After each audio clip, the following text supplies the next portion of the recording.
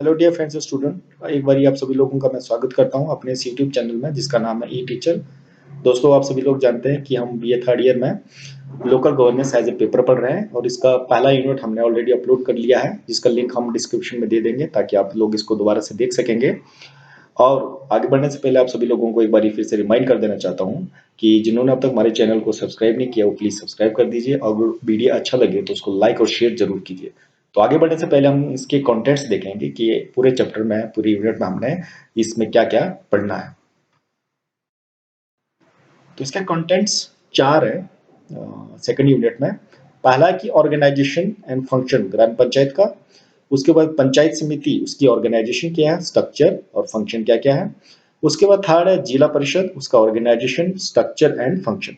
और लास्ट में 73rd constitutional amendment act और इसके मेन फीचर। तो इसमें हम शुरुआत करेंगे पहले 73rd कॉन्स्टिट्यूशन अमेंडमेंट एक्ट से। उसके बाद करेंगे इसके ऑर्गेनाइजेशन स्ट्रक्चर जो है वो ग्राम पंचायत, उसके बाद करेंगे पंचायत समिति और लास्ट में करेंगे जिला परिषद।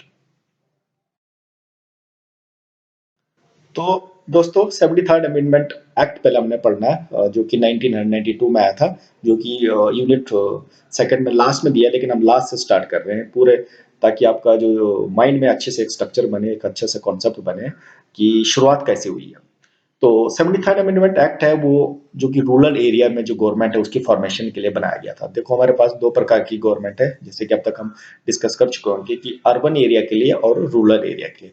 जो अर्बन एरिया के लिए जो कॉन्स्टिट्यूशनल के आधार से, जो संविधान के आधार से जो जो एक लॉ बना, जिसके आधार से जो हमारे एक गवर्नमेंट का सिस्टम क्रिएट हुआ, तब हुआ जब 73rd अमेंडमेंट एक्ट 1992 में आया। तो इस पूरे स्लाइड में देखो, मैंने शुरुआती ऐसी की कि जो कॉन्स्टिट्यूशनल जीनिसिस है, जो रूरल सेल्फ गवर्नमेंट का जो शुरुआत या जीनिसिस मतलब बर्थ कब हुआ है, ये हुआ 73rd अमेंडमेंट के साथ, जो कि पास किया 1992 में। ठीक है। इसने क्या हुआ, 1992 में जो अमेंडमेंट हुआ, इसने क्या किया, इसने एक इंसर्ट किया, एक नई चीज डाली हमारे संविधान के अंदर। एक नया पार्ट डाला। ठीक है, हमारे संविधान के अंदर पार्ट भी है और शेड्यूल्स भी है। ठीक है, आर्टिकल्स भी है। एक नया पार्ट इंसर्ट किया। ठीक है, 73rd अमेंडमेंट एक्ट 1992 ने। तो इस पार्ट का नाम था नाइन्थ पार्ट। ठीक है। और एक नया शेड्यूल डाला जिसका नाम था 11th। तो नई चीजें संविधान के अंदर 73rd अमेंडमेंट एक्ट के साथ आई। दो चीजें, एक आया कि नया पार्ट इंट्रोड्यूस हुआ और दूसरा एक शेड्यूल इंट्रोड्यूस हुआ। पार्ट का नाम है नाइन्थ और शेड्यूल है 11th। और साथ में इसके अंदर डाले गए अलग अलग 29 सब्जेक्ट। सब्जेक्ट का मतलब होता है अलग अलग विषय, जिसपे जैसे कि आपने अगर पढ़ा होगा कि हमारे सेंटर, स्टेट और कंकरेंट लिस्ट कि सेंटर कौन कौन से विषय पे काम कर सकता है, स्टेट किस किस पे कर सकता है और कंकरेंट सेंटर स्टेट किस पे मिलकर किस किस पे काम कर सकते हैं। इसको उनको बोलते हैं सब्जेक्ट, जिसपे कानून बना सकते हैं। तो पंचायत राज के बाद भी देखो कुछ सब्जेक्ट दिए, देखो विशेष अधिकार दिए कि आप इन चीजों पे आप लॉज बना सकते हो, रूल रेगुलेशन बना सकते हो। तो ये 29 सब्जेक्ट्स थे। ठीक है, जो कि कहाँ से स्टार्ट होते थे, इसमें आर्टिकल में इनका पूरा विस्तार से दिया गया। 243 आर्टिकल से स्टार्ट होते हैं और एक 243 ओ तक। ठीक है, 243 से 243 ओ तक ये स्टार्ट होते हैं 29 सब्जेक्ट। ठीक है। और इस 73rd अमेंडमेंट एक्ट जो आया, इसके अकॉर्डिंग टू क्या हुआ, जब ये पास हुआ, इसमें 3 टियर स्ट्रक्चर जो फॉर्मेशन हुई रूरल गवर्नमेंट। तो 3 टियर स्ट्रक्चर में सबसे नीचे लेवल पे आता है ग्राम पंचायत, उसके बाद आता है पंचायत समिति और लास्ट में आता है जिला परिषद। तो ये पूरी चीज जो स्ट्रक्चर, जो आपको पता ही कि आपने हिस्टोरिकल बैकग्राउंड पढ़ा कि हमारे रूरल गवर्नमेंट कैसे फॉर्म हुई। जैसे कि सबसे पहले आजादी के बाद बलबन राय मेहता कमेटी आई, फिर उसने बताया कि 3 टियर स्ट्रक्चर होना चाहिए। उसके बाद और भी बहुत सारी कमिटीज आई और उसके बाद अशोक मेहता कमेटी आई। तो ये अशोक मेहता कमेटी और बलवंत राय मेहता कमेटी दो खास कमेटीज थी, जिन्होंने इस बेसिक स्ट्रक्चर जो आज हमारे पास है संविधान के अंदर, इन्होंने इसकी फॉर्मेशन के लिए योगदान दिया था। तो आप डायग्राम में हम समझते हैं कि पंचायत राज इंस्टीट्यूशन, जिसको हम शॉर्ट में पीआरआई भी बोल सकते हैं। ठीक है। तो इसमें सबसे ऊपर हायर लेवल पे अथॉरिटी होती है, डिस्ट्रिक्ट लेवल पे, उसको बोलते हैं जिला परिषद। ठीक है। उसके बाद सेकंड लेवल पे आ गई आपकी पंचायत समिति। पंचायत समिति मतलब बीच की है, मिडल। और उसके बाद ग्राउंड लेवल पे या ग्रास रूट लेवल पे जो चीज जुड़ी है, जो रूरल गवर्नमेंट या सेल्फ गवर्नमेंट जुड़ी है, उसको बोलते हैं ग्राम पंचायत। तो सबसे नीचे ग्राम पंचायत, मिडल में जो काम करती है उसको पंचायत समिति, और लास्ट में जो सबसे हायर अथॉरिटी में रहती है वह है जिला परिषद। तो ये स्ट्रक्चर मैंने यहाँ पे हिंदी वालों के लिए भी दिया है, इंग्लिश वालों के लिए भी दिया है, आपने दोनों से पढ़ना है और इसकी टर्मिनोलॉजी को याद रखना है। तो इस पूरे स्लाइड में मेन चीजों पे आपने ध्यान रखना है कि 73rd अमेंडमेंट एक्ट 1992 में आया और इसमें एक नया पार्ट इंट्रोड्यूस किया जिसको बोलते हैं 9th पार्ट, एक नया शेड्यूल इंट्रोड्यूस किया जिसको बोलते हैं 11th शेड्यूल, और आर्टिकल या नई सब्जेक्ट इंट्रोड्यूस किए जो कि 243 से स्टार्ट होते हैं और 243 ओ तक। तो आगे बढ़ते हैं अब इसमें। तो नेक्स्ट टॉपिक इसमें हमारे यूनिट में ये था कि 73rd अमेंडमेंट जो आया है 1992 में रूरल गवर्नमेंट के लिए, इसके क्या मेन मेन फीचर है। इसके मेन फीचर इसके आर्टिकल में दिए गए हैं, जो मैंने आपको बताया कि जो सब्जेक्ट विभिन्न विभिन्न प्रकार के सब्जेक्ट जो उनका उल्लेख किया गया है कि इन पे रूरल गवर्नमेंट काम कर सकती है। तो आपने इन्हीं आर्टिकल्स को याद रखना है। मैंने इन्हीं आर्टिकल्स को लिखा क्योंकि इन आर्टिकल्स को आप याद रखेंगे तो ये कॉम्पिटिटिव एग्जाम में बहुत बारी पूछे जाते हैं। तो जितना आप इनको याद रखने की कोशिश करो, इसके लिए आप एग्जाम के लिए भी तैयारी होगी, और साथ में जो कॉम्पिटिटिव एग्जाम्स होते हैं उनमें बहुत ज्यादा इंपॉर्टेंट होती है और ये आपको बार बार पढ़ने से ही आपके माइंड में रहते हैं। तो 243 आर्टिकल से स्टार्ट करते हैं। इसमें दिया है कि रूरल गवर्नमेंट की डेफिनेशन, कि रूरल गवर्नमेंट है क्या, इसको परिभाषित किया गया। उसके बाद आर्टिकल 243 ए में ग्राम सभा के बारे में बताया कि ग्राम सभा क्या होती है। इसको हम डिटेल में आगे पढ़ेंगे, थोड़ा सा एलाबोरेट कर देता हूं मैं अभी। ग्राम सभा मतलब एक सोसाइटी में, एक पंचायत में जितने भी लोग होते हैं जो कि 18 साल से ऊपर जो वोटर लिस्ट में होते हैं, उन सभी वोटर लिस्ट में आने वाले लोगों से ग्राम सभा बनती है। ठीक है, सारे लोग जो 18 साल से ऊपर जो वोटर लिस्ट में जो वोट देने लायक होते हैं, एलिजिबल होते हैं, उन सभी लोगों को इकट्ठा करके उनको बोल सकते हैं कि दैट इज ग्राम सभा ऑफ दैट एरिया। उसके बाद है आर्टिकल 243 बी, इसमें कॉन्स्टिट्यूशन ऑफ पंचायत, की पंचायत को हमने कैसे बनाना है, कैसे फॉर्म करना है। फिर कंपोजिशन आती है 243 सी आर्टिकल में, कि किस प्रकार के कंपोजिशन होगी, कौन कौन से लोग होंगे, कितने लोग होंगे। ठीक है, उसके बाद नेक्स्ट आर्टिकल है 243 डी। देखो रिजर्वेशन ऑफ सीट्स, देखो हमारे हर जगह रिजर्वेशन होती है कि जो लोग पिछड़े होते हैं, वीकर सेक्शन के होते हैं, या जो जहाँ पे असमानता होती है, तो वहाँ पे हमने लोगों को आगे लाने के लिए उनको मौका देना पड़ता है। तो यहाँ पे भी पंचायत राज में भी सभी लोगों को बराबरी से मौका मिलने के लिए हमने रिजर्वेशन की है सीट्स की, जो कि आती है 243 डी आर्टिकल में। ठीक है, उसके बाद आर्टिकल 243 ई आता है। इसमें ड्यूरेशन बताया जाता है कि पंचायत राज कितने सालों के लिए बनेगा, 2 साल, 3 साल, 4 साल, 5 साल। ठीक है, तो इसमें 243 में इसकी ड्यूरेशन अवधि के बारे में बताया गया। ठीक है, तो अवधि होती है पंचायत राज की 5 वर्ष की। उसके बाद आर्टिकल है 243 एफ, डिसक्वालिफिकेशन ऑफ मेंबरशिप। देखो अब कोई इंसान जो पंचायत का मेंबर बन जाता है उसको डिसक्वालीफाई भी किया जाता है अगर वो संविधान के खिलाफ या रूल रेगुलेशन के खिलाफ जाता है, उसका कार्य या उसकी क्वालिफिकेशन हिसाब से नहीं होती, तो उसको डिसक्वालीफाई भी किया जा सकता है। तो इसका उल्लेख कहाँ पे किया, 243 आर्टिकल में। उसके बाद नेक्स्ट है दोस्तों आर्टिकल 243 जी, जिसमें पावर, अथॉरिटीज और रेस्पॉन्सिबिलिटी क्या क्या होनी चाहिए। देखो जब हम रूरल गवर्नमेंट बना रहे हैं, सेल्फ गवर्नमेंट बना रहे हैं, तो उनको पावर भी देनी पड़ेगी, अथॉरिटी भी देनी पड़ेगी, और उनकी क्या क्या रेस्पॉन्सिबिलिटी भी होगी उसकी भी इंटरप्रिटेशन करना पड़ेगा, उसको बताना पड़ेगा, तभी वो क्या होगा, वो स्ट्रॉन्ग गवर्नमेंट बन पाएगी। तो अब आगे बढ़ते हैं।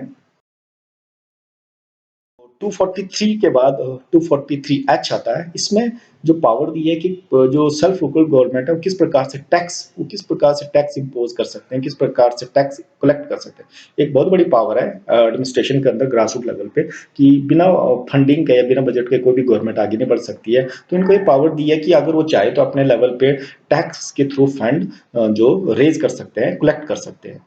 उसके बाद आर्टिकल 243 आई, जिसमें क्या बताया कि कॉन्स्टिट्यूशन ऑफ फाइनेंस कमीशन। देखो आपने पढ़ा होगा कि स्टेट या सेंट्रल लेवल में हर 5 साल के बाद फाइनेंस कमीशन बनता है, उसकी फाइनेंशियल को रिव्यू करने के लिए कि जो फाइनेंस का जो एलोकेशन है सेंटर और स्टेट के बीच में, या स्टेट और रूरल गवर्नमेंट के बीच में कैसा होना चाहिए, तो उसकी एलोकेशन के लिए ये प्रावधान, ये संविधान के अंदर बताया कि हमेशा 5 साल के बाद एक फाइनेंस कमीशन क्रिएट करना होगा।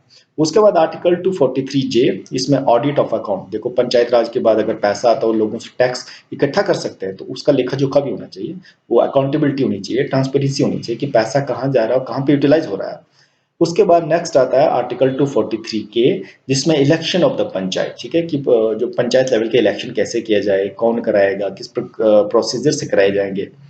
उसके बाद आर्टिकल 243 एल, जिसमें application to the union territories. ठीक है, यूनियन टेरिटरीज जो है केंद्र जो शासित जो एरियाज होते हैं, क्षेत्र होते हैं, तो वहां पे किस प्रकार से इस पंचायत राज को चलाया जाएगा, तो उसके लिए अलग प्रावधान बनाया गया है संविधान के अंदर। उसके बाद नेक्स्ट आता है आर्टिकल 240 3M। इसमें ये बताया कि part not apply in certain areas, ठीक है ना, कुछ पार्ट जो है कुछ एरिया में अप्लाई नहीं होते हैं जो पंचायत राज के, तो इसके लिए कुछ स्पेशल प्रोविजन बनाया है, ठीक है। उसके बाद है आर्टिकल 243N, जिसमें continuous of existing laws and panchayat, ठीक है। तो कुछ एरियाज में ऑलरेडी पंचायत क्रिएट किए गई हैं या कुछ लॉज ऑलरेडी चल रहे हैं उस एरिया के, तो वहाँ के लिए भी एक अलग नियम बनाया गया है संविधान के अंदर कि वहाँ पे लॉ ऑलरेडी कंटिन्यू करते रहेंगे उस पंचायत के हिसाब से, उस एरिया के हिसाब से। तो उसके बाद है आर्टिकल 243O, जिसमें bar to interference by courts in electoral matter. तो इसमें यह बताया कि जो इलेक्शन वाले मैटर्स होते हैं वहां पे जो कोर्ट है वो अपने हस्तक्षेप नहीं कर सकता है, वो अपने इंटरफेरेंस नहीं कर सकता है।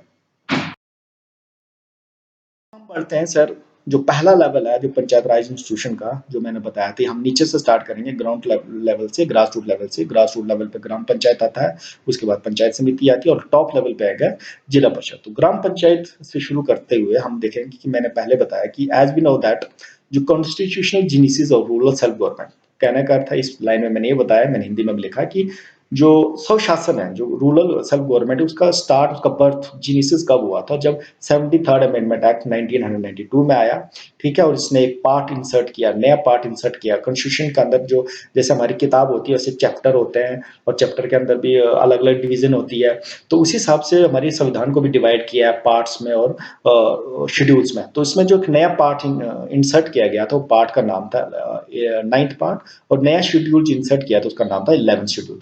मैंने आपको बोला कि इसके अंदर एक कुछ नए सब्जेक्ट इंट्रोड्यूस किए गए, लगभग नहीं 29 सब्जेक्ट इंट्रोड्यूस किए, और जिनको कहाँ से स्टार्ट किया जाता है, आर्टिकल 243 से 243O तक हमने इसको प्रीवियस लेक्चर में, प्रीवियस टॉपिक में पूरे डिटेल में पढ़ा।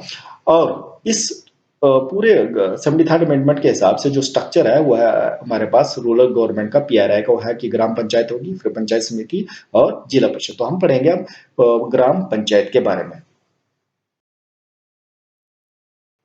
तो ग्राम पंचायत क्या होता है? ग्राम पंचायत का मतलब है a body of consisting of person registered in the electoral rolls relating to a village within the area of panchayat at that village at the village level। इसका अर्थ है कि ग्राम पंचायत या ग्राम सभा किसको बोलेंगे कि किसी एरिया में वो सभी लोग जो 18 साल से ऊपर हैं या जो वोट देने के लिए एलिजिबल है, उन सभी लोगों को जब एक वोटर रोल में हम रजिस्टर करते हैं, तो उस पूरे सिस्टम को, उस पूरे लोगों को, उन पूरे लोगों के समूह को बोलेंगे कि वो ग्राम सभा बनी या ग्राम पंचायत बनी, ठीक है। किसी भी एरिया में जब 18 साल से ऊपर लोग हो जाते हैं और वो वोटर लिस्ट में आ जाते हैं, तो उससे क्या बन जाता है? आपकी ग्राम सभा या ग्राम पंचायत, ठीक है।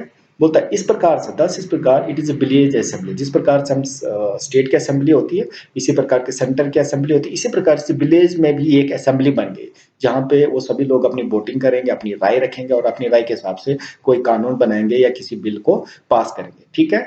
जिसको मैंने ये ऑलरेडी यहाँ पे देखा कि रजिस्टर वोटर एरिया में, उस वोटर एरिया के लिस्ट में रजिस्टर सभी लोग हैं जो 18 साल से ऊपर होते हैं, ठीक है। इसके अलावा ग्राम पंचायत मतलब it shall exercise such power and perform such function at the village level as the state legislature determines according to the article 243A। देखो इस पूरे लाइन में बोलता है कि ग्राम पंचायत या ग्राम सभा वो सारे पावर, वो सारे अथॉरिटी, वो सारे कार्य फंक्शन करती है जो किसने दी है?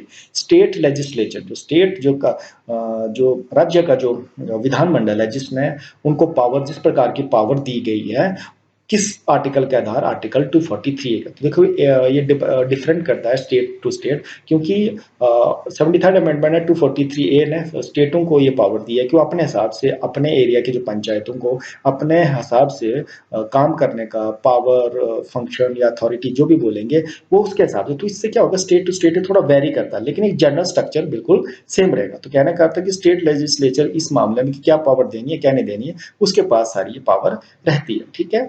इसके बाद है आर्टिकल 243 के, क्या बोलता है? बोलता है says there shall be election at GP. GP मतलब ग्राम पंचायत। तो कहने का अर्थ है कि आर्टिकल 243 के हिसाब से इलेक्शन होना चाहिए। बिना इलेक्शन, या ऐसे नहीं कि आपने किसी को भी चुन के भेज देना या किसी अलग प्रकार का मोड ऑफ इलेक्शन कर लेना। उन्होंने कहा कि एक पार्टिकुलर टाइप का इलेक्शन सिस्टम होगा जिसको फॉलो करना है 243 के अंदर जो मेंशन किया। और हिमाचल प्रदेश के अंदर जो ग्राम सभा है उसमें क्या होता है कि देयर विल बी प्रधान। आपने सुना होगा अपने गाँव में, अपने विलेज की जगह में, वहाँ एक प्रधान होता है और साथ में उप प्रधान होता है, और साथ में एक मेंबर, वन मेंबर जो कि चुना जाता है हर एक वार्ड से। हम आगे बढ़ते हैं। तो ये जो सारे लोग जो चुने जाते हैं, इलेक्टेड किए जाते हैं, जो मैंने अब ग्राम पंचायत में जो बोला कि प्रधान होगा, उप प्रधान होगा और मेंबर होंगे। ये इस आर्टिकल के हिसाब से, जहां पर इलेक्शन के हिसाब से बोल रहा है कि ये इलेक्ट किए जाएंगे डायरेक्टली, मतलब लोगों द्वारा डायरेक्टली चुन के दिया होता है। इनडायरेक्ट की ठीक है, कुछ लोग ग्रास रूट लेवल में जो एक्चुअल लोगों ने चुने और उसके बाद उन्होंने कुछ चुन के आगे भेजा, वो इनडायरेक्ट इलेक्शन हो गया। लेकिन यहाँ पे डायरेक्टली जो लोगों द्वारा चुने जाते हैं, तो इस प्रकार के सिस्टम बोलते हैं डायरेक्ट इलेक्शन सिस्टम, ठीक है। तो उसके बाद जो नंबर हो गए मेंबर के, वो डिफरेंट होगा हर स्टेट में। मैंने पहले बताया कि स्टेट लेजिस्लेचर को पावर दिया गया है, लेकिन एचपी में क्या किया है कि एचपी में 1500 लोगों में जो 1500 की पॉपुलेशन होगी, तो वो जो ग्राम पंचायत के जो मेंबर होंगे होंगे 5, ठीक है सर।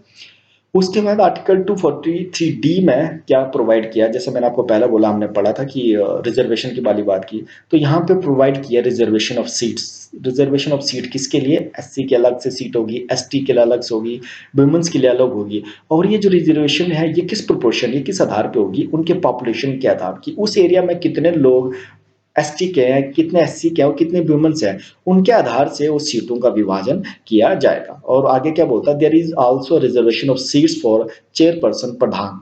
देखो, रिजर्वेशन सिर्फ मेंबर्स के लिए नहीं है, रिजर्वेशन जो उसके बाद प्रधान उप प्रधान बनेंगे, जो भी चेयरपर्सन बनेंगे, उनके लिए अलग से रिजर्वेशन की जाएगी, एसटी एससी और वुमेन्स के लिए।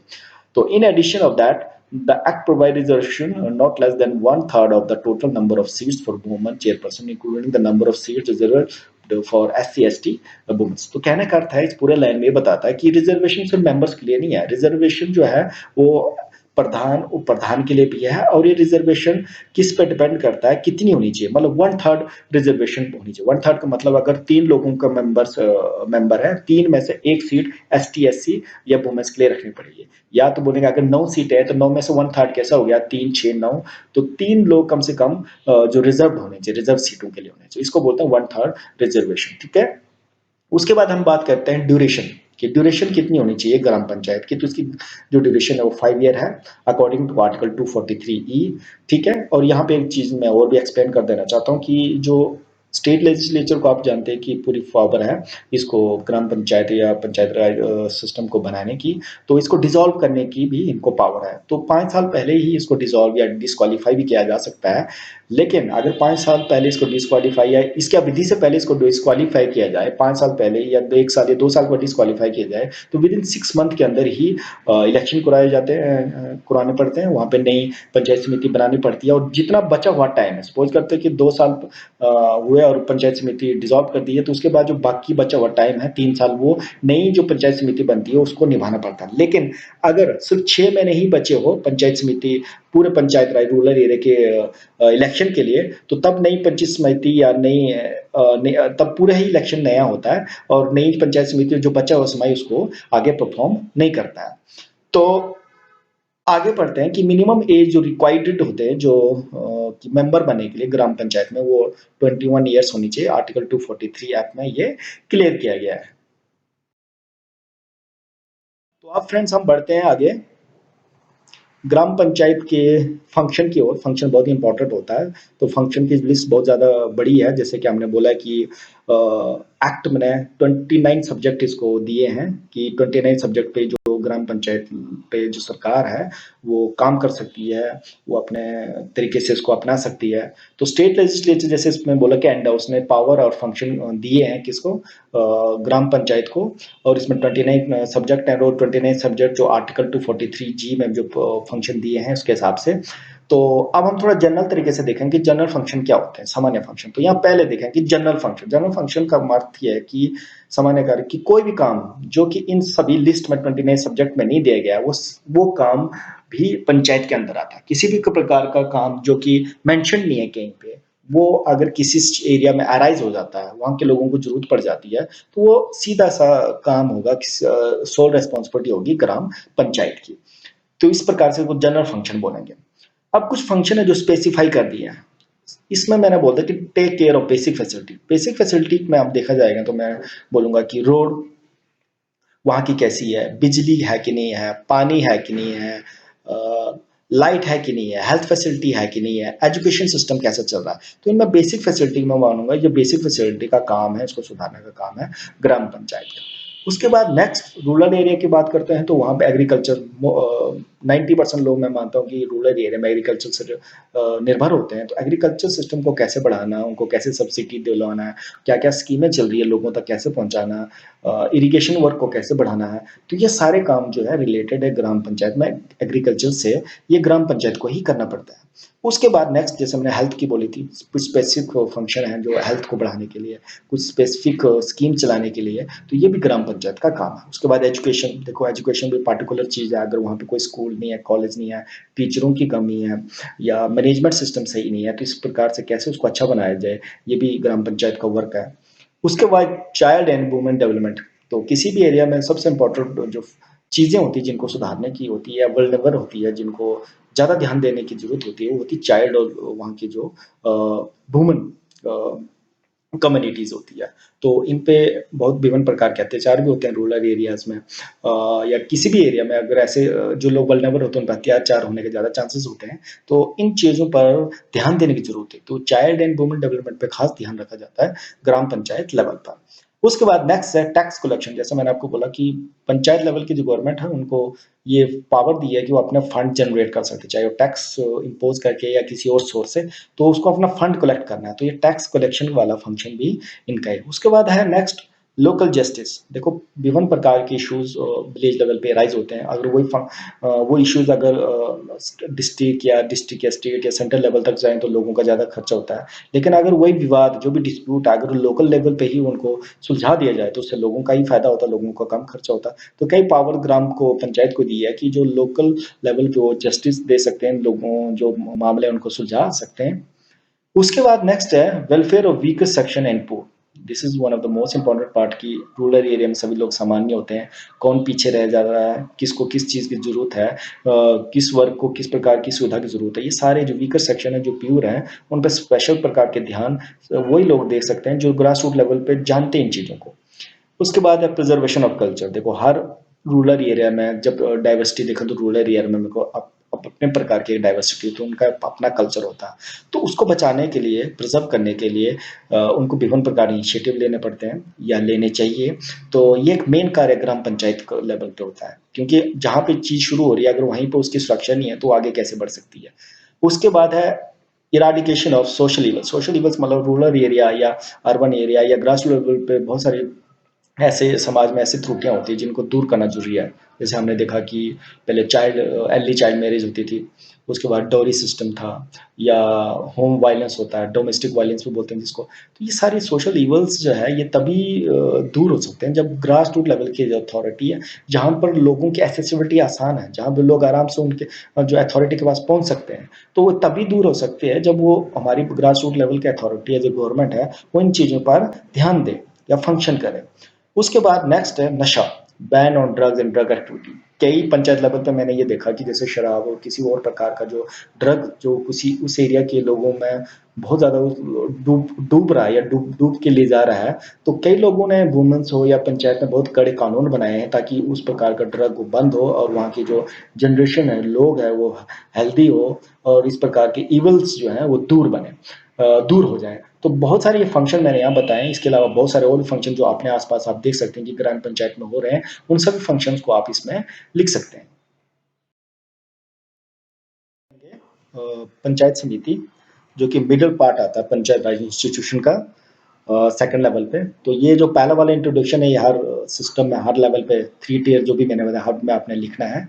इंट्रोडक्शन सेम ही रहेगा कि पंचायत समिति जो ये सिस्टम कैसे आया, ये तभी आया जब 73rd अमेंडमेंट एक्ट आया और उसके बाद नया पार्ट इंट्रोड्यूस हुआ, 9th पार्ट शेड्यूल में इंट्रोड्यूस हुआ, 11th उसके बाद नए सब्जेक्ट इंट्रोड्यूस हुए जो कि आर्टिकल 243 से 243 ओ तक चल रहे हैं। तो ये बेसिक स्ट्रक्चर आपने हमेशा हर क्वेश्चन पे जब अगर आपके पास पंचायत समिति के बारे में आपको पूछा जाए तो आपने ये स्ट्रक्चर और ये इंट्रोडक्शन लिखना है, उसके बाद ही डिटेल में आगे बढ़ना है। तो आप पार्टिकुलर पंचायत समिति पर हम आगे बढ़ते हैं। स्टूडेंट्स, पंचायत समिति को अगर हम शॉर्ट में देखेंगे तो पंचायत समिति मतलब this is the middle part of the panchayat raj system. ये एक बीच का सिस्टम है जो कि संपर्क बनाता है ग्रास रूट लेवल पर और जो हायर अथॉरिटी हमारे डिस्ट्रिक्ट लेवल पर जिला परिषद है उसके साथ। तो पंचायत समिति जो मैंने यहाँ पे लिखा है डेफिनेशन में, डेफिनेशन या पैराग्राफ में कि in three tier structure of panchayat raj system is at the middle level, ठीक है। और इसको कहाँ पे बनाया जाता है? ब्लॉक लेवल पर, ठीक है। And it is one of the most important part of PRI. PRI मतलब पंचायत राज इंस्टीट्यूशंस, ठीक है ना। And have number of powers, उसके बाद बहुत सारी पावर है, इसलिए इसको क्या बोला जाता है? पंचायत राज इंस्टीट्यूशन का बैकबोन, ठीक है, रीढ़ की हड्डी माना जाता है, क्योंकि मिडिल में काम करता है, ग्रास रूट लेवल से बीच में पहुंचकर बीच से जाके हायर अथॉरिटी तक पहुंचती है। और लगभग अब आज तक हमारे कंट्री में और अभी अब के समय तक कम से कम 6,000 पंचायत समिति एग्जिस्ट करती है। अब हम करते हैं कंपोजिशन ऑफ पंचायत समिति की। पीएस मतलब पंचायत समिति। तो हर डेवलपमेंट ब्लॉक में हर डेवलपमेंट ब्लॉक में एक पंचायत समिति होगी, जिसको विभिन्न विभिन्न नामों से, डिफरेंट नेम से बुलाया जाता है डिफरेंट डिफरेंट स्टेट में। जैसे कि सच एज यूपी में इसको बुलाया जाता है भाई रीजनल कमेटी के हिसाब से, और जिसको हिंदी में बोलते हैं कि क्षेत्रीय समिति। और एमपी में इसको बुलाया जाता है जन परिषद से, और गुजरात में इसको बुलाया जाता है तालुका पंचायत से, ठीक है। तो अलग अलग डिफरेंट डिफरेंट नाम दिए गए हैं, क्योंकि मैंने आपको बताया कि ये जो बेसिक स्ट्रक्चर जो 73rd अमेंडमेंट के हिसाब से है, लेकिन जो ग्रास रूट लेवल पे एक स्ट्रक्चर कैसा होना चाहिए, इसकी पावर जो दी है स्टेट लेजिस्लेचर को, इसके विभिन्न विभिन्न नाम इसलिए एग्जिस्ट करते हैं या वेरी करते हैं। तो इन panchayat samiti the member are elected between not less than 10 and not more than 30, ठीक है। तो इन बिटवीन या यहाँ पे बताया कि जो पंचायत समिति में या तो बोल सकते हैं कि 10 और 30 के बीच में होने चाहिए, या तो 10 से नीचे नहीं होने चाहिए और 30 से ऊपर नहीं होने चाहिए। अब सीट कैसे डिवाइड की है? One seat is divided according to the population of that area. अब ये वेरिएशन इसलिए कोई पर्टिकुलर फार्मूला नहीं है, लेकिन इसकी वेरिएशन है अपने एरिया के हिसाब से। तो ये जो सीट डिवाइड करती है उस एरिया के पॉपुलेशन के हिसाब से। देख से जैसे कि अगर 4,000 लोग होंगे तो 4,000 के लिए एक सीट होगी, 5,000 हो तो 5,000 के लिए एक सीट होगी। जैसे कि हम एचपी की उदाहरण लें तो 3500 पॉपुलेशन के लिए एक सीट दी गई है, ठीक है। अब इस जो ये सारे लोग इलेक्ट किए जाते हैं 3500 के बाद जो 5 या 10 के बीच में जो इलेक्ट किए जाते हैं, इसके अलावा कुछ और लोग होते हैं इस कंपोजिशन में, पंचायत समिति में। इनको बोलते हैं एक्स ऑफिशियो मेंबर्स, ठीक है। एक्स ऑफिशियो मेंबर जिसको हिंदी में बोलते हैं इसको पदेदन सदस्य, ठीक है। एक्स ऑफिशियो मेंबर अब क्या होते हैं? एक्स ऑफिशियो मेंबर मतलब वो लोग जिनको पार्टिकुलर काम कुछ और दिया गया है, उनका पार्टिकुलर जॉब कुछ और है, लेकिन उनको साथ में ये एक्स्ट्रा भी काम दिया गया हो, उनको बोलते हैं एक्स ऑफिशियो मेंबर। जैसे कि यहाँ पे दिया है एसडीएम, ठीक है। एसडीएम जिसका मेन काम होता है एडमिनिस्ट्रेशन का काम, उसके साथ इसको पंचायत का अलग से काम दे देना या अलग से इसको मेंबर बना देना है, तो इस प्रकार के मेंबर को बोलते हैं एक्स ऑफिशियो मेंबर। फिर एसडीओ होते हैं, चाहे वो आईपीएच को हो, बिजली विभाग के हो, ये सभी लोगों को जुड़ के रहना पड़ता है इनके साथ, क्योंकि पंचायत लेवल पर अगर बिजली नहीं आ रही है, पानी नहीं आ रहा है, सड़कें नहीं बन रही है, तो इन एसडीओ को, ये हायर अथॉरिटी होती है इस विभाग की, तो इनसे ही संपर्क किया जाता है। बीडीओ हो गया, ठीक है। उसके बाद हम जा रहे हैं क्वालिफिकेशन की, योग्यता क्या होनी चाहिए सदस्यों की, ठीक है। तो इसमें सबसे पहली योग्यता ये है कि ही शी, अगर कोई भी हो, लड़की हो, लड़का हो, या मैन हो या वुमेन हो, तो वो क्या होना चाहिए? वो भारत का नागरिक होना चाहिए, ठीक है। उसके बाद दूसरी कंडीशन है कि वो 21 साल का होना चाहिए उसकी आयु, और उसको not a government benefiting post, वो किसी भी प्रकार से गवर्नमेंट जॉब में नहीं होना चाहिए, या गवर्नमेंट से लेने वाली सुविधा या बेनिफिट के अंतर्गत नहीं आना चाहिए, ठीक है। तो अगर कोई जॉब कर रहा है, कोई किसी प्रकार का बेनिफिट ले रहा है, तो वो इंसान इसका पार्ट नहीं बन सकता, या उसको पहले वो छोड़नी पड़ेगी, उसके बाद वो यहाँ पे इसका पार्ट बन सकता है। और वो क्या होना चाहिए? मेंटली फिट होना चाहिए। उसके बाद है पंचायत समिति में जो मेंबर होते हैं, elect among them one chairman and vice chairman. इस पार्ट को याद रखना। देखो, जब 5 से 10 लोग चुन के भेज देते हैं डायरेक्टली, उसके बाद क्या होता है, इनमें से इनडायरेक्टली उन 5-10 में से, जैसे आपने देखा होगा ग्राम पंचायत में क्या होता है, जो प्रधान और प्रधान उनका भी डायरेक्ट वोटिंग होती थी, डायरेक्ट लोग उनको चुनते थे। लेकिन पंचायत समिति में क्या होता है, जो 5 से 10 लोग चुन के भेज देते हैं डायरेक्ट डायरेक्ट इलेक्शन से, उसके बाद उन 5 से 10 लोगों में से एक को चेयरमैन चुना जाता है, एक को वाइस चेयरमैन चुना जाता है। तो आगे बढ़ते हैं। तो जिस प्रकार से मैंने बोला था ग्राम सभा में या ग्राम पंचायत में रिजर्वेशन थी सीट में, उसी प्रकार से वो सेम फार्मूला या सेम आर्टिकल या अनुच्छेद यहाँ पे भी लागू होते हैं कि आर्टिकल 243 के हिसाब से जो वो प्रोवाइड की जाती है रिजर्वेशन एसटी एससी को, ठीक है। और किस वुमेन्स को, और किस प्रकार से उसकी रिजर्वेशन दी जाती है, उनकी जो पॉपुलेशन उस एरिया में कितनी है, ठीक है। और साथ में यहाँ पे भी जो चेयरमैन वाइस चेयरमैन बनते हैं उनको भी रिजर्वेशन दी जाती है, ठीक है। ये बिल्कुल सेम चीज़ है जो मैंने यहाँ पे ऑलरेडी पिछले वाले लेक्चर में एक्सप्लेन एक्सप्लेन कर दी है, ठीक है। और इसका जो नंबर कितना होना चाहिए, 1/3 जो रिजर्वेशन होगी 1/3, 1/3 फार्मूला मतलब अगर 3 सीटें होगी तो 3 को विभाजित करेंगे 1 2 3, तो 3 में से 1 सीट जो रिजर्व होगी एसटी एससी या वुमेन के लिए, चाहे वो मेंबर की बात करो या चेयरमैन की बात करो या वाइस चेयरमैन की बात करो, ठीक है। और इसी प्रकार से जब आप ड्यूरेशन की बात करें तो पंचायत समिति की ड्यूरेशन भी 5 साल की होती है, आर्टिकल 243 में बोला गया है।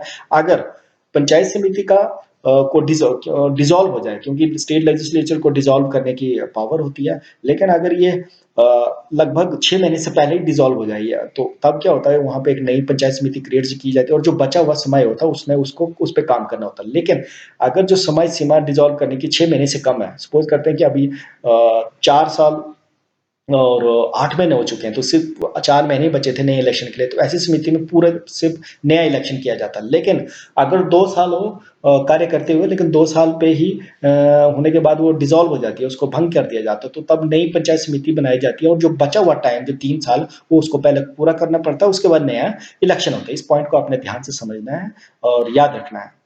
और उसके बाद फिर दोबारा मिनिमम एज जो होनी चाहिए मेंबर बनने के लिए वो 21 ईयर्स होनी चाहिए, और इसी आर्टिकल 243 ऐप में इसका उल्लेख किया गया है। तो दोस्तों अब हम बात करेंगे ग्राम समिति के फंक्शन के बारे में, इसके कार्य क्या क्या है। तो इसका जो इंट्रोडक्शन है बिल्कुल सेम है जो हमने ग्राम पंचायत में लिखा था, कि इसकी जो स्टार्ट है लोकल सेल्फ गवर्नमेंट का जो पावर से फंक्शन वो 243 जी के अनुसार दिए गए, और इसमें बहुत सारे नए सब्जेक्ट इंट्रोड्यूस किए हैं, जैसे 29 सब्जेक्ट है, तो इन्हीं सभी 29 सब्जेक्ट में ये काम करता है। और इसके अलावा और भी कोई काम होता है वो सभी ग्राम समिति के अंतर्गत आते हैं, मिडिल लेवल पे जो भी काम आते हैं, इंटरमीडिएट लेवल पे। तो पहला जनरल वर्क, जो इसमें से कुछ पॉइंट है जो मैंने ऑलरेडी एक्सप्लेन कर दिए हैं पिछले लेक्चर में, तो इसमें से जो नए नए पॉइंट हैं उन पे हम डिस्कस करें। जैसे जनरल वर्क हमने कर दिया था कि किसी प्रकार का नया वर्क जो कि इसमें स्पेसिफाई नहीं किया 29 सब्जेक्ट में, कुछ भी ऐसा चीज जो आ जाती है जो उस एरिया में जो उसके लिए जरूरी होती है जनरल वर्क में आता है, उसको किसने सुलझाना, ग्राम पंचायत समिति ने। उसके बाद एग्रीकल्चर हमने एक्सप्लेन कर दिया था। उसके बाद land improvement and soil conservation, ठीक है, कि लैंड को जो है, क्योंकि अगर रूरल एरिया में 70% 80% लोग एग्रीकल्चर से डिपेंडेंट है या एग्रीकल्चर पर निर्भर है, तो उसको कैसे इम्प्रोवाइज किया जाए, इसको कैसे सुधारा जाए, उसको कैसे अच्छा और बेहतर बनाया जाए, तो ये सारा काम ग्राम समिति का है। और उसको बचाना कैसे, जैसे सॉइल कंजर्वेशन या सॉइल इरोजन होता है, भूमि कटाव कई जगहों पे फ्लड या कई अधिक वर्षा के कारण होता है, तो इसको कैसे बचाना है, कैसे इंप्रूव करना है, कैसे आगे वाले जनरेशन के लिए रखना है, तो ये सारा काम ग्राम समिति का है।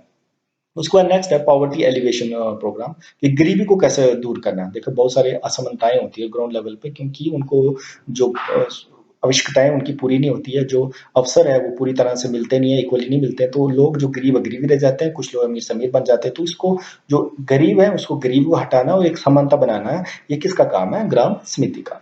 नेक्स्ट है एनिमल हस्बेंड्री, डेयरिंग और पोल्ट्री फार्म। देखो विभिन्न प्रकार के कार्य आप ग्राउंड लेवल पे शुरू किए हैं, कि एनिमल हस्बेंड्री को बढ़ाना है, पोल्ट्री फार्म खोलने हैं, डेयरी डेयरी सिस्टम को बढ़ाना है, ताकि लोगों का जो कैश क्रॉप पे ज़्यादा ध्यान, लोगों की इनकम हो जो कि सिर्फ एग्रीकल्चर पर डिपेंडेंस है उसको कम किया जाए। तो ये सारे काम, इस सारे इनिशिएटिव को लेने का काम होता है ग्राम समिति का। उसके बाद नेक्स्ट है फिशरीज, ठीक है, मछलियों का उत्पादन करना, ये सारा काम भी ग्राम समिति का। इसमें विभिन्न प्रकार के प्रोजेक्ट या स्कीम जो भी आती है ये लोगों तक पहुंचाना, ये भी ग्राम समिति का काम है। उस पर रूरल हाउसिंग, रूरल हाउसिंग मतलब देखो कई प्रकार की इनिशिएटिव लोगों को पैसे मिलते हैं कि इस साल इतने लोगों के घर इस ग्राम पंचायत में बनाए जाएंगे, या कौन गरीबी का अंतर्गत आता है और किसको कौन सा बेनिफिट मिलना चाहिए, तो ये सारे काम भी है ग्राम समिति के। उसके बाद khadi, village and cottage industries, देखो कई रूरल एरिया में अब अपना कपड़ा या अपने कपड़े का उत्पादन करते हैं, उनका जो अपने जो ट्रेडिशनल वे पे जो कपड़ा उत्पादन करने का तरीका होता है या उनकी जो क्वालिटीज होती है, तो उसको आगे बढ़ाने का काम भी है वो ग्राम समिति का है। हर एरिया का, हर जगह का आपने देखा होगा कि किसी कहीं का टोपी अच्छी होती है, कहीं का शॉल अच्छा होता है, कहीं का कोट का कपड़ा अच्छा होता है, तो कहीं का कंबल अच्छा होता है। तो उस एरिया का जो भी कॉटेज इंडस्ट्रीज होती है, कॉटेज का जो काम होता है, जो खादी का काम होता है, तो उसको बचा के रखना या आगे बढ़ाना, इसको इम्प्रूव करना, that is also the work of the ग्राम समिति। नेक्स्ट है ड्रिंकिंग वाटर, ये बहुत इंपॉर्टेंट वर्क है, पानी की सुविधा करना, पानी के लिंक्स बनाना, टैंक्स बनाना, ये सारा काम भी ग्राम समिति का आएगा। उसके बाद नेक्स्ट है education including primary and secondary, this is very important point, कि ग्राउंड लेवल पे जो सबसे लागे ज्यादा जो चेक एंड कंट्रोल कर सकते हैं वो ग्राम समिति का जो हायर अथॉरिटी, मिडिल लेवल की अथॉरिटी होती है, वो देख सकती है कि प्राइमरी स्कूल सही से चल रहा है कि नहीं चल रहा है, वहाँ पे टीचर है कि नहीं है, टीचर और स्टूडेंट के बीच में किस प्रकार के संपर्क बन रहा है, उनको किस प्रकार की फैसिलिटी की जरूरत है। तो ये सारी चीजें देखना ग्राम समिति का काम है। उसके बाद पीडीएस, पब्लिक डिस्ट्रीब्यूशन सिस्टम, आपने सुना ही होगा, मतलब राशन कार्ड या जाके आपने डिपो में जाके आपके जो सामान मिलता है तो वो किस रेट में मिलने चाहिए, किस प्रकार से मिलना है, इक्वली मिल रहा है कि नहीं मिल रहा है, जो चीजें बताई जाती है या जो चीजें देनी चाहिए वो मिल रही है कि नहीं मिल रही है। तो ये सारा काम है ग्राम समिति का। बढ़ते हैं हमारे आखिरी जो टेयर है, यहाँ पे जो सबसे ऊपर लेवल पे जो हायर अथॉरिटी है उसको बोलते हैं हम जिला परिषद। तो दोस्तों इसकी इंट्रोडक्शन बिल्कुल सेम रहेगी, आपने पूरा स्ट्रक्चर पहले पढ़ा है, तो आपने जब इसके बारे में आपको पूछा जाए कि कहीं पे लिखित रूप से जब कोई आपने लिखना है पेपर, तो आपने इंट्रोडक्शन इसी प्रकार से लिखना है जो मैंने बताया है। तो ये डायग्राम आपने जरूर बनाना है पंचायत राज इंस्टीट्यूशन का। तो उसमें पहले आपने जिला परिषद बनाना सबसे टॉप लेवल पे, फिर उसके बीच लेवल पे आपका पंचायत समिति आ गया और ग्रास रूट लेवल पे आ गया आपका ग्राम पंचायत। तो आप जिला परिषद को थोड़ा सा आगे डिटेल में पढ़ते हैं हम। तो जो थ्री टियर स्ट्रक्चर हमारे पास है, उस थ्री टियर स्ट्रक्चर में पीआरआई में जो सबसे टॉप लेवल पे मैंने आपको पहले बताया, जिसमें सबसे ज्यादा पावर होती है, हाईएस्ट पावर होती है इन तीनों में, वो है हमारे पास जो है जिला परिषद। ठीक है, और हमारे देश में अब तक लगभग 500 जिला परिषद है। ठीक है, और ये जिला परिषद वो सारी exercise, it shall exercise such power and function, ये मैंने पहले बोला, such function at the village level as the state legislature determined according to the article 243A। तो इस पूरे लाइन, इस पूरे पैराग्राफ में क्या बोलता है कि जो जिला परिषद है वो उन सभी कार्यों, उन सभी फंक्शन को करता है जो कि स्टेट लेजिस्लेचर ने उसको दिए गए होते हैं। किस आर्टिकल के आधार पर? आर्टिकल 243A के आधार पर। ठीक है, आप थोड़ा इसका कंपोजिशन पढ़ेंगे, ज्यादा डिफरेंस नहीं होता है जिला परिषद का। तो इसमें जो नंबर ऑफ मेंबर होंगे जिला परिषद में वो भी 10 से 30 के बीच में होंगे, और हर एक मेंबर जो चुना जाएगा directly from each one ward. ठीक है, तो एक वार्ड से एक मेंबर को चुना जाएगा और एक जिला परिषद के पूरे एरिया में, पार्टिकुलर एरिया में 10 से लेकर 30 लोग होंगे। ठीक है, और जो 40,000 की पॉपुलेशन होगी, 40,000 पॉपुलेशन के लिए एक सीट डिवाइड की जाएगी। ठीक है, 40,000 के लोगों के लिए एक सीट दी जाएगी। ठीक है, उसके बाद है नेक्स्ट, इसकी कंपोजिशन में एक चेयरमैन होगा, नहीं, इसके बाद जो चेयरमैन होंगे पीएस, ये इसको ध्यान रखना, इस पॉइंट को मैं क्या बोलना चाहता हूँ कि जो पंचायत समिति के जो चेयरमैन बनाया जाए, आपने मैंने बताया था कि पंचायत समिति में एक चेयरमैन होगा, वाइस चेयरमैन होगा। जो वहाँ के चेयरमैन होंगे, जितने भी पंचायत समिति के जो चेयरमैन है, उस एरिया में जितनी भी पंचायत होगी, समितिज होगी, उसके जो चेयरमैन होंगे वो इसके मेंबर होंगे। और जो पार्लियामेंट, मेंबर ऑफ पार्लियामेंट, ठीक है, एमपीज होंगे, वो भी इसके मेंबर होंगे। और साथ में जो लेजिस्लेटिव असेंबली के जो मेंबर होंगे, ठीक है, एमएलए बोलते हैं, वो भी इसके मेंबर होंगे। लेकिन ये मेंबर क्या माने जाएंगे? इनको बोलेंगे एक्स ऑफिशियो मेंबर। ठीक है, तो दोबारा इस पॉइंट को दोहराऊंगा कि चेयरमैन, पंचायत समिति के चेयरमैन, एमपीज होंगे और एमएलए होंगे, वो एक्स ऑफिशियो मेंबर होंगे जिला परिषद के। एक्स ऑफिशियो मतलब जो हिंदी में बोलेंगे इसको पदेन सदस्य। ठीक है, इनका ओरिजिनल वर्क या रियल वर्क कुछ और होगा, रियल पोस्ट कुछ और होगी, लेकिन इनको इसका भी पार्ट या एक्स्ट्रा काम दिया जाएगा, तो इनको बोलते हैं एक्स ऑफिशियो मेंबर। ठीक है, इसके बाद इन जीपी, जीपी मतलब जिला परिषद क्या होगा? There will be one chairman and one vice chairman, जिसको इलेक्ट किया जाएगा किसके द्वारा? जो जिला परिषद के मेंबर्स होंगे। देखो, इसको डायरेक्ट इलेक्शन नहीं होगा, इस जिस प्रकार से पंचायत समिति में भी डायरेक्ट इलेक्शन नहीं होता, जो उसके मेंबर होते हैं 10 से 30 के बीच, वही उनको चुनते हैं चेयरमैन और वाइस चेयरमैन। इसी प्रकार से जिला परिषद में भी जो चेयरमैन और वाइस चेयरमैन होगा, ये इसके मेंबर द्वारा ही चुना जाएगा। अब हम बात करते हैं क्वालिफिकेशन की। तो क्वालिफिकेशन बिल्कुल सेम रही, जैसे मैंने पहले बताया कि जो भी इसका मेंबर बनना चाहता है तो उसको 21 साल का होना चाहिए, उसकी नागरिकता भारत की होनी चाहिए, और वो गवर्नमेंट के किसी प्रकार का कोई बेनिफिट लेने वाला नहीं होना चाहिए। अगर वो ले रहा हो तो उसको बेनिफिट छोड़ना पड़ेंगे, और मेंटली फिट होना चाहिए। तो ये जो मैंने रिजर्वेशन की बात की तो बिल्कुल सेम रहेगी। आर्टिकल 243 डी में रिजर्वेशन की बात की एसटी एससी वुमेन्स के लिए, और ये रिजर्वेशन उनकी पॉपुलेशन के आधार पे दी जाएगी। और ये रिजर्वेशन की जब कितनी देनी चाहिए, तो रिजर्वेशन कम से कम 1/3 होनी चाहिए, 1/3 से नीचे नहीं होनी चाहिए। ठीक है, तो अब हम बात करते हैं ड्यूरेशन। तो ड्यूरेशन भी 5 साल वर्ष का रहेगा, और इसमें जो मेंबर बनने की जो एज होगी वो 21 ईयर्स होगी। अब हम बढ़ते हैं फंक्शन ऑफ जिला परिषद की ओर, कि जिला परिषद के क्या क्या कार्य हैं। तो इंट्रोडक्शन आपने बिल्कुल सेम लिखना है जो कि मैंने पंचायत समिति या ग्राम पंचायत में लिखा हुआ है, क्योंकि वो वही फंक्शन आगे इंट्रोड्यूस हो रहे हैं, आगे बढ़ रहे हैं, जो कि 73rd अमेंडमेंट ने पंचायत समिति या ग्राम पंचायत को दिए हैं।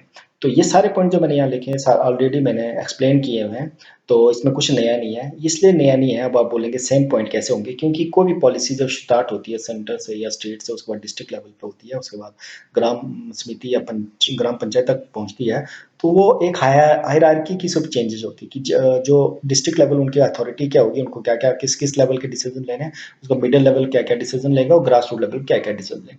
फंक्शन सेम रहेंगे, सिर्फ अथॉरिटी की चेंजेस होगी। तो कोई भी जनरल वर्क होगा डिस्ट्रिक्ट लेवल का, वो तो जिला परिषद वाला करेगा, एग्रीकल्चर से भी यही करेंगे। उसको लैंड को कैसे इंप्रूव करना है, उसको कैसे बढ़ाना है, कि उसकी उपज को कैसे बढ़ाना है, ये सारा काम उनका रहेगा। गरीबी को कैसे दूर करना है, विभिन्न प्रकार के कैश क्रॉप सर्विसेज को कैसे बढ़ाना है, कमर्शियल एक्टिविटीज़ को कैसे आगे बढ़ाना है, फिशरीज होगी, रूरल हाउसिंग, जो कि रूरल एरिया में अगर लोगों के पास जिनके पास घर नहीं है, उनको किस प्रकार से फंडिंग देनी है, एड्स देनी है। और जो कुछ रूरल एरिया में जो उनके खुद के काम होते हैं, उनके खुद के जो इंडस्ट्रियल वर्क है बोल सकते हैं, जो जैसे कि वो कोई कपड़ा प्रोडक्शन कर रहे हैं, तो उस स्किल्स को कैसे आगे बढ़ाना है, वहाँ की पानी की व्यवस्था कैसे करनी है, एजुकेशन सिस्टम को कैसे बढ़ाना है, जैसे प्राइमरी हो या सेकेंडरी हो, और पब्लिक डिस्ट्रीब्यूशन सिस्टम, जैसे राशन मिलता है जो कम दामों पर, वो किस प्रकार से हैंडल करना, कितना राशन वहाँ के लोगों के लिए पहुँचाना है। तो ये सारा काम है जिला परिषद, जब डिस्ट्रिक्ट लेवल की बात आती है तो डिस्ट्रिक्ट का कार्य होता है, जो कि बाद में डिवाइड हो जाता है ग्राम समिति पर, उसके बाद हो जाता है डिवाइडेड ग्राम सभा पर या ग्राम पंचायत तक। तो ये सारे फंक्शन मैंने लिखे हैं, इसके अलावा और भी कुछ फंक्शन है जो कि आपको पॉइंट्स लगते हैं, तो आप इसमें डाल सकते हैं। तो दोस्तों इसी के साथ हमारा पूरा यूनिट खत्म हो चुका है। आई होप कि आपको वीडियो अच्छा लगा होगा। अगर वीडियो आपको अच्छा लगे तो इसको लाइक और शेयर जरूर कीजिए, और चैनल को सब्सक्राइब करना ना भूलें, और साथ में प्रेस करें बेल आइकन को, ताकि आपको नए नए जो वीडियोस के बारे में पता चलते रहे या नोटिफिकेशन मिलते रहे। और इसके अलावा मैं आप सभी लोगों का धन्यवाद करना चाहता हूँ कि आप लोगों का बहुत ही अच्छा रिस्पॉन्स आ रहा है, बहुत सारे कमेंट्स कर रहे हैं, लाइक्स कर रहे हैं, जिससे मुझे मोटिवेशन मिल रहा है। और मैं कोशिश करूँगा कि आने वाले टाइम में वीडियोज़ में और भी ज़्यादा इंप्रूवमेंट हो, साउंड की हो या एडिटिंग की हो, क्योंकि हम जानते हैं कि जिस एरिया में, जिस एनवायरनमेंट में हम रहते हैं, हमारे पास इस प्रकार की फैसिलिटीज़ नहीं होती है कि हम वैसा वीडियो क्रिएट करें जो प्रोफेशनल यूट्यूबर बना रहे हैं। लेकिन हम अपने स्टूडेंट के लिए बेहतर से बेहतर वीडियो बनाने की कोशिश करेंगे, कंटेंट अच्छा हो। ये लेकिन तभी संभव है जब आप लोग अपने सजेशन एडवाइजेस देंगे, तो उसका मैं वेट करता रहूँगा। तो बाकी अपने सेहत का ख्याल रखिए, अपने सराउंडिंग में स्वच्छता बढ़ा के रखिए। तो मिलते हैं नेक्स्ट वीडियो।